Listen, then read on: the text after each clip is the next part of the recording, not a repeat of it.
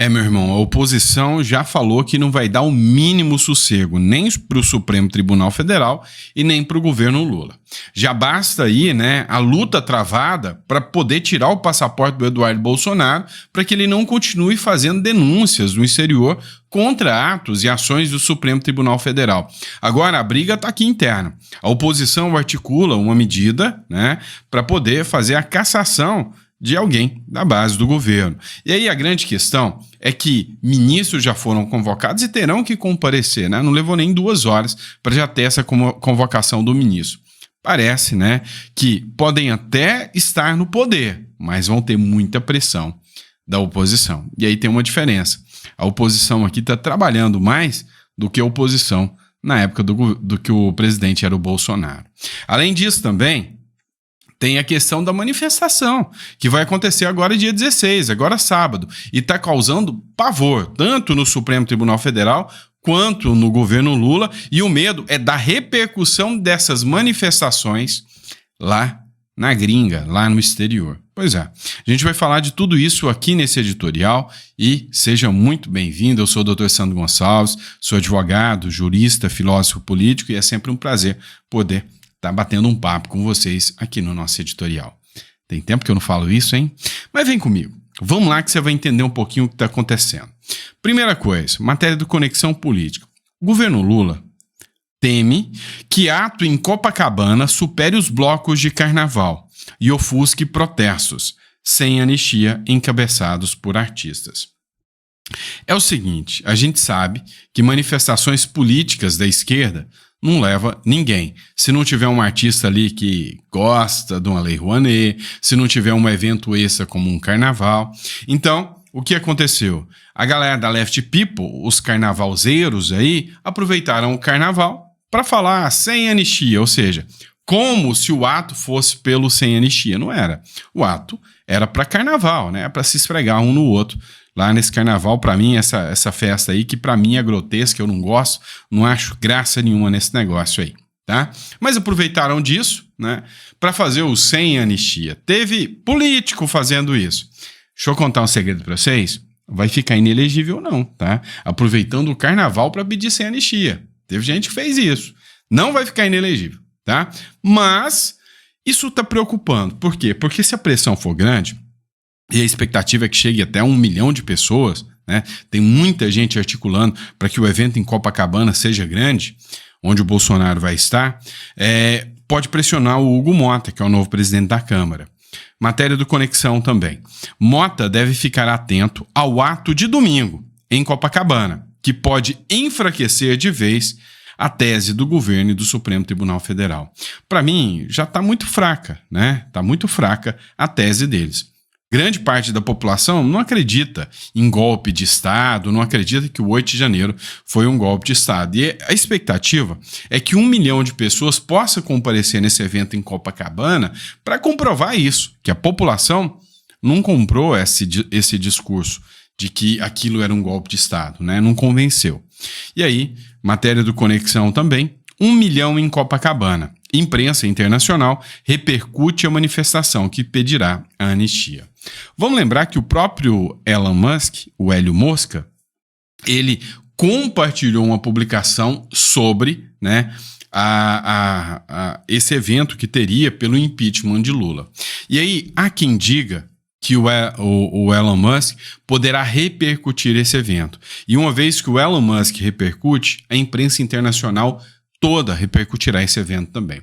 Então, se nós tivermos uma soma de fatores, praias de Copacabana, logo Copacabana, hein, lotadas, pedindo anistia já, com Elon Musk republicando isso e a imprensa internacional republicana, é a tempestade perfeita para mostrar que há um pedido de anistia, né, um pedido de socorro por pessoas que se consideram presas políticas.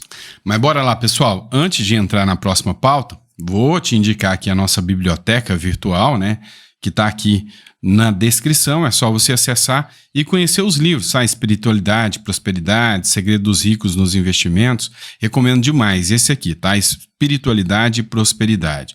Como alinhar fé, propósito e sucesso financeiro. tá bom? Você vai gostar desse livro. Mas bora lá, pessoal, dando continuidade aqui. A oposição não vai dar nem um pingo de sossego, nem para o governo Lula, nem para o Supremo Tribunal Federal e nem também para os aliados do governo Lula. E agora, uma figura está sendo muito, mas muito comentada mesmo, que é o André Janones, depois que ele fez um acordo com a Procuradoria-Geral da República, onde ele, de certa forma, para poder firmar um acordo, tem que reconhecer, né, a prática do ato e prometer devolver o dinheiro. Olha só que impressionante. Olha só como as coisas são. Se é alguém de direita que fala alguma coisa, esse cara é perseguido e tá lá na Procuradoria-Geral da República e vai pro STF.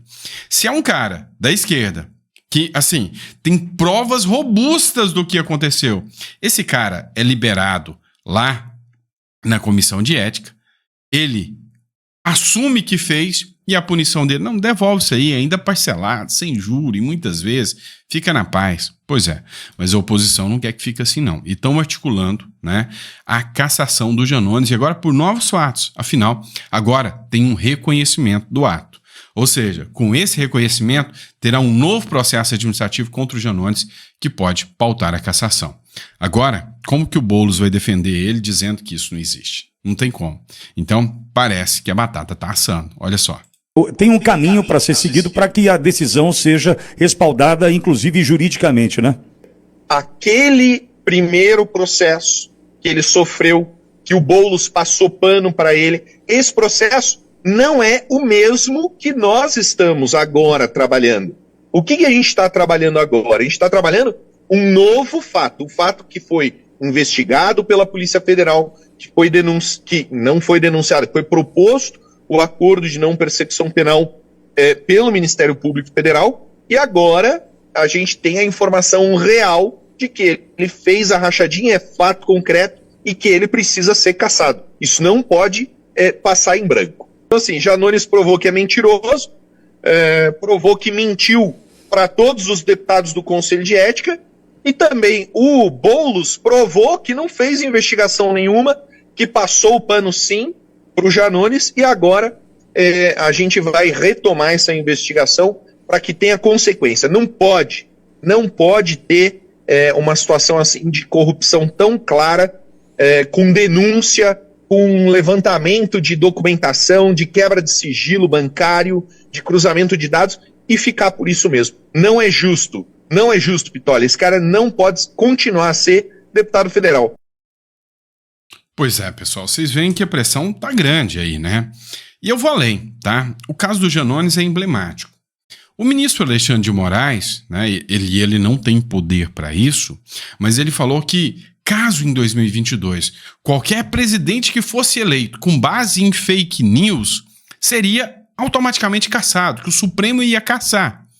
O que acontece é que o próprio Janones já reconheceu 1 milhão de vezes, ele era o coordenador da campanha do Lula, reconheceu 1 milhão de vezes, inclusive, possíveis fake news que o Janones mesmo espalhou contra o Bolsonaro, né? Então, seguindo a boa coerência, né, Lula deveria ter o seu mandato cassado se realmente fosse isso que o Alexandre de Moraes dizia. Ou só funcionaria se fosse o Bolsonaro que tivesse vencido. Essa é a questão. Só funcionaria igual o caso que a gente está acompanhando lá na Europa agora, do cara que venceu as eleições e, não, ajuda russa, né? Ou seja, mostra que o jogo está bem mais complicado, né?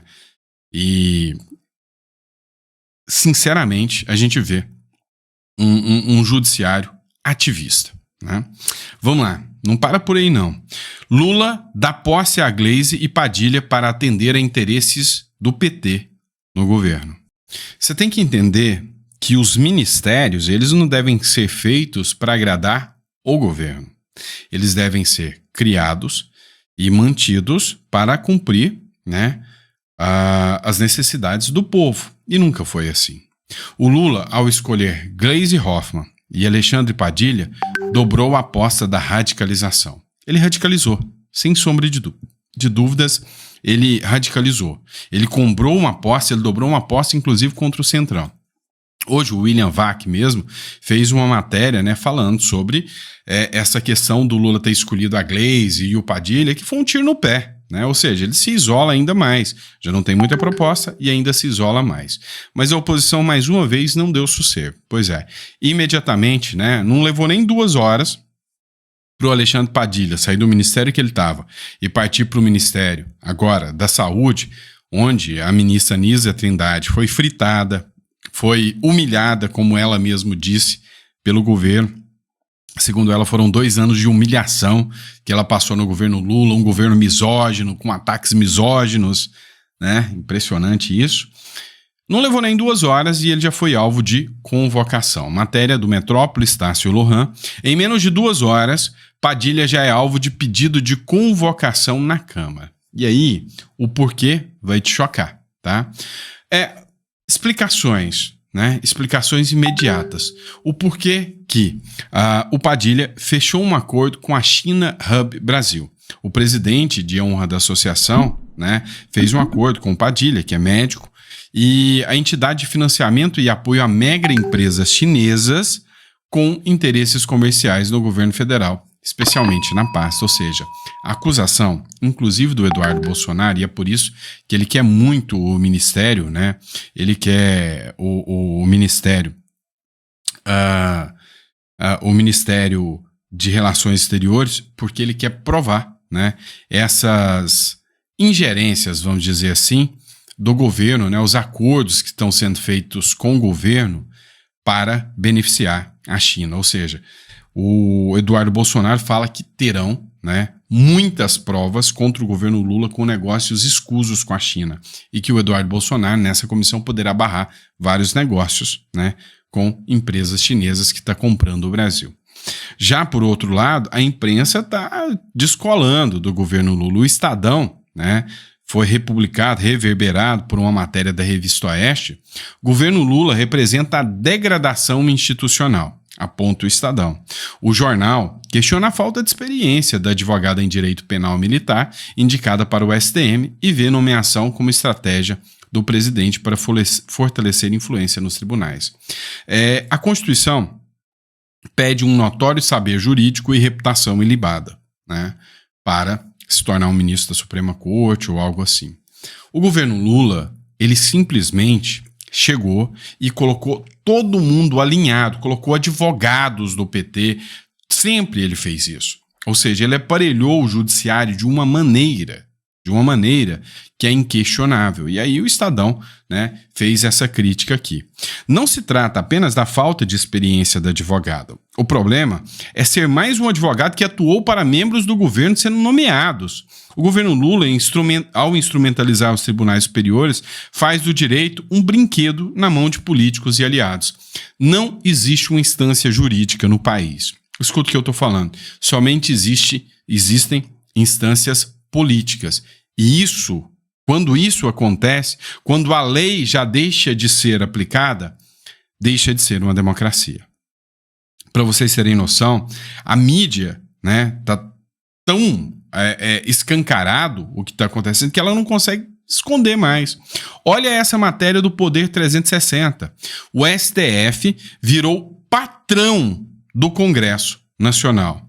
O STF amplia o controle sobre congressistas, estendendo o foro privilegiado e restringindo discursos, tornando o Congresso refém.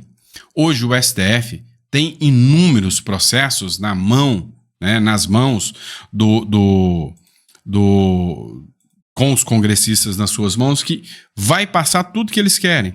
E eles estão fazendo de tudo para articular ao máximo, mas literalmente ao máximo, né, uma coalizão grande para aprovar a censura das redes sociais, ou melhor, a regulamentação das redes sociais. Isso aí está escancarado, né? E aí, cada dia mais, né, os jornalistas vêm se revoltando. Cara, o Boris Casoy, para mim, é um ícone do jornalismo, né? E a esquerda tenta descredibilizar esses jornalistas que falam a verdade. O Boris Casoy, ele se revoltou com os gastos bilionários em publicidade que o governo Lula tem. Publicidade sob Lula avança e pode alcançar 13,5 bi de reais em contratos. 3,5 bi. Isso é dinheiro de imposto para publicidade do governo. Qual o objetivo real de o governo intensificar a publicidade? Primeiro é colocar a sua propaganda, não estou dizendo publicidade, estou dizendo propaganda que tem sentido político nos jornais, emissoras de rádio, televisão, internet, onde possível, etc. Então, ao mesmo tempo, ela contempla as emissoras de televisão, jornais, emissoras de rádio, com verbas imensas que, na crise em que vivem a mídia brasileira, são altamente significativas essas verbas. Publicidade. Ou seja, no momento em que a mídia já não está em bons lençóis, que hoje influenciadores conseguem alcançar muito mais gente, né? Quando você olha, por exemplo, o impacto da Revista Oeste se comparado com a mídia convencional e tradicional, você vê que o Lula viu a tempestade perfeita para gerar milhões dos nossos impostos só para falar bem dele. A grande questão é que vai chegar em quem? Há quanto tempo eu não paro para assistir uma Globo? Quanto tempo você não para assistir uma Globo? Então ele vai enfiar em dinheiro na Globo, vai pegar um ou outro, mas hoje, mesmo as pessoas que são mais simples, mais humildes, estão deixando a Globo de lado, estão deixando a Globo para trás e estão começando, de uma vez por todas, a focar nas redes sociais. Olha só, falando ainda do STF. O STF, e eu falei hoje de manhã sobre o caso da Débora, né, que está há 2 anos já presa, já vai inteirar 2 anos, agora vai ter o julgamento dela. O STF define a data do julgamento da presa que manchou a estátua com batom no 8 de janeiro. A cabeleireira de Paulínia pode pegar até 17 anos de cadeia. Se o Brasil fosse sério, o STF usaria esse julgamento para pedir perdão a ela. A lei pune pichação de patrimônio público 1 ano no máximo. Ela está há 2 anos presa, sem ser julgada, com 2 filhos pequenos em casa, sem indícios claros de que entrou em prédios públicos. Nem a prova de que ela adentrou lá dentro, eles não têm. Eles não têm sequer a prova de que ela entrou no prédio dos 3 poderes. Ela escreveu "Perdeu Mané" com batom, mas a prova que entrou não tem. Muitos bandidos, criminosos, abusadores, assassinos já foram libertados da cadeia em audiências de custódia. Ela não. Ou seja, é uma demonstração clara que o peso, né, o peso da questão política é muito maior no Brasil do que, inclusive, né, crimes dos mais pesados que possam acontecer. Pelo contrário, se você é um corrupto, se você é um criminoso, se você é um rachador, um cara de rachadinha, né? Se você é um político que, quando tira o dinheiro público, alguém morre por falta de um soro num hospital. É o Brasil do SUS que um cara morre sentado por falta de atendimento. Enquanto isso, o rachador, que é o culpado da morte desse cara, leva de boa. É tranquilo, né? Um condenado por esquemas bilionários de corrupção é colocado de volta para gerir o país. Cara, o Brasil, sinceramente, é uma vergonha. É uma vergonha a forma em que esse nosso país é conduzido. E o simples fato de falar que o Brasil é uma vergonha pode me gerar uma multa, né? Aí de 30 mil reais. Olha só que absurdo. Posso ser condenado por isso e eu sei dos riscos. Eu sei dos riscos. Agora, um sujeito, né, falou para o ministro do STF que ele era uma vergonha e levou 30 mil de indenização. Então, talvez eu falar que hoje o Brasil, como ele é administrado, é uma vergonha, pode me gerar o mesmo efeito. Mas, em compensação, um sujeito canalha que assassina um pai de família para roubar um celular é só uma vítima da sociedade, é um coitado. É por causa do sistema maligno que tornou ele daquela forma. Só que é o mesmo sistema que todo mundo vive. É o mesmo sistema que todo mundo está inserido nele. O mesmo pai de família trabalhador que nunca roubou nada de ninguém, vai pegar o ônibus lotado, sai da favela, pega o ônibus lotado, vai até seu trabalho e volta com medo do seu filho não voltar para casa, com medo de ser assassinado no meio do caminho, esse mesmo trabalhador que vive nesse sistema nunca se corrompeu. Então ele é um lixo da sociedade. Ele é um homem de bem. Já o criminoso é a vítima da sociedade. Às vezes ele rouba na porta do ponto de ônibus. Mas roubou um canalha. Por quê? Porque quem estava lá tinha um celular legal na porta do ônibus, né? Do ponto de ônibus. Pobre pega ponto de ônibus, pega ônibus. O rico não anda de ônibus, não. Não no Brasil, você pode ter certeza. Eu não recomendo. Se você tem um pouquinho de condições, não pegue ônibus no Brasil. Ah, não, mas você está sendo aí muito empáfia? Não, é porque no Brasil, infelizmente, você pode pegar um ônibus e não chegar no seu destino porque um canalha pode entrar dentro do ônibus para assaltar e te matar. Ah, mas no carro também isso acontece. Acontece. Também acontece. Então, o ideal seria, no Brasil, você nem sair de casa. Por quê? Porque o bandido é incentivado, o criminoso é incentivado, o cidadão de bem é criminalizado. Esse é o retrato total do Brasil. Pronto, falei. Abraço, pessoal, fiquem com Deus e eu vejo vocês no próximo editorial.